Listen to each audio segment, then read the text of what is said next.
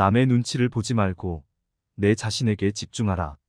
우리는 종종 다른 사람에게 비난이나 미움을 받을까봐 남 눈치를 보면서 남에게 잘 보이려는 행동을 하려고 합니다.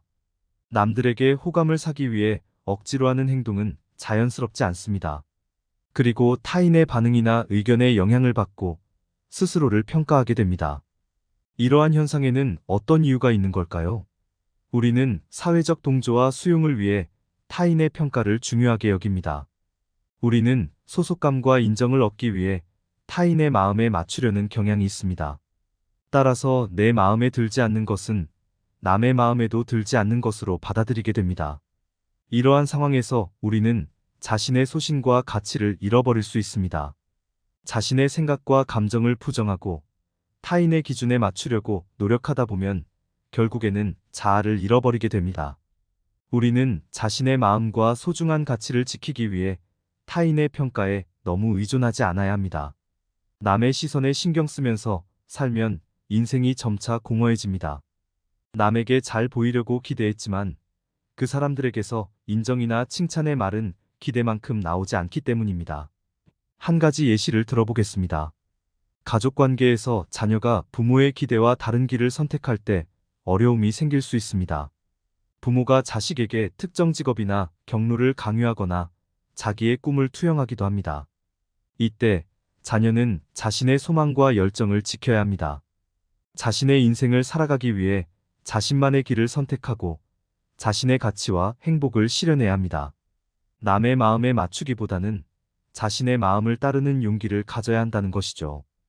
우리는 자신을 소중히 여기고 자신의 마음과 가치를 존중해야 합니다. 타인의 평가와 손익에 갇히지 않고 자신의 마음을 따르며 소중한 가치를 지키고 진정한 행복과 성공을 찾아나가시기 바랍니다. 남이 나를 미워하지 않을까 걱정하지 마라. 다른 사람들이 자신을 미워할까봐 고민 중인가? 나의 이런 행동 때문에, 이런 생각 때문에 내가 없을 때 내 흉을 보고 있지 않을까 걱정하는가? 아마 그럴지도 모른다. 당신이 없을 때면 끼리끼리 모여 당신 흉을 신나게 볼지도 모른다. 하지만 그게 무슨 상관인가?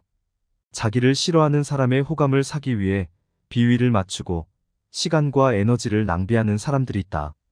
그 사람에게 반드시 호감을 사야 한다면 쓸개라도 빼줘라. 그렇지 않고 모든 사람들과 원만하게 지내야 한다는 강박관념에 빠져 그런 짓을 한다면 차라리 그 시간에 나를 사랑해주는 아내나 남편에게 귀염받을 행동을 하는 게 훨씬 낫다. 나를 좋아해주는 사람들 만나기에도 시간은 부족하다. 우리가 미움을 받을까 두려워하는 이유는 대부분 자신의 행동과 선택에 대한 불확실성과 부정적인 평가를 받을까 하는 불안감 때문이다. 하지만 우리는 어떤 선택을 하더라도 모든 사람들이 항상 동의하지는 않을 것이며 미움을 받을 수도 있다.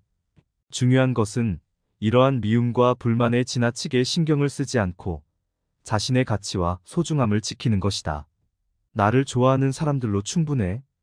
그 사람들이 나를 이해해준다면 그것으로 족해.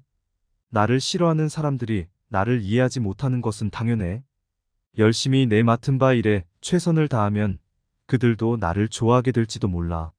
라는 식으로 사고방식과 태도를 전환해야 한다. 이런 마인드로 사람들과 지내면 인간관계의 고민이 훨씬 줄어들게 될 것이다.